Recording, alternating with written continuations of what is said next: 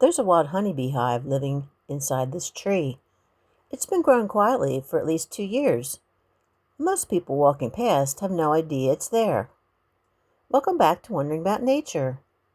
This is Long's Park in Lancaster, Pennsylvania, one of my regular stops here in the Susquehanna Valley. I first noticed this hive a while back. You can see bees clustered near the base of the tree, right where the trunk meets the ground. But I didn't know the full story until I talked to a park employee who's been keeping an eye on it.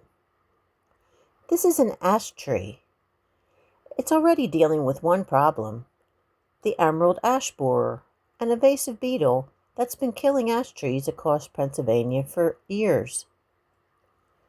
This one's being treated to survive that, which makes it a little wild that it's also become home to a thriving colony of wild honeybees, the same species beekeepers manage in wooden hives, just living here on their own terms. Watch closely at the bottom of the trunk. The bees will mass together in what's called bearding. The workers gathering the outside of the hive, often to help regulate temperature inside.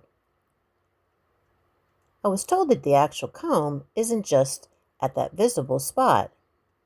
It widens out above, up inside the trunk, which means this colony is bigger than it looks like from the ground. In a managed hive, beekeepers give bees wooden frames to build combs on, spaced out so it's easy to inspect and harvest honey. A wild colony like this one doesn't get any of that structure. It builds a comb to fit whatever cavity it finds. In this case, a hollow space inside a living tree. That's actually the natural ancestral way honeybees have nested for thousands of years, long before humans started keeping them in boxes. Finding one still doing it this way in a public park is genuinely rare. So why hasn't the hive just been removed? The employee mentioned it's not simple. Once a colony is established inside solid wood like this, there's no easy way to pull it out. The method beekeepers sometimes use involves a specialized gentle vacuum system designed specifically for bee removal, but a purpose-built tool that draws bees in without killing them. Even then, it takes a beekeeper experienced with cutout removals.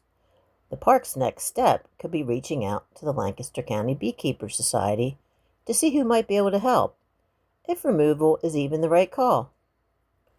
A tree already fighting off one invasive threat, now quietly hosting one of the oldest partnerships in nature. A wild honeybee colony doing exactly what its ancestors did before anyone ever built a wooden hive box. If you're ever at Long's Park, look for that cluster at the base of the tree.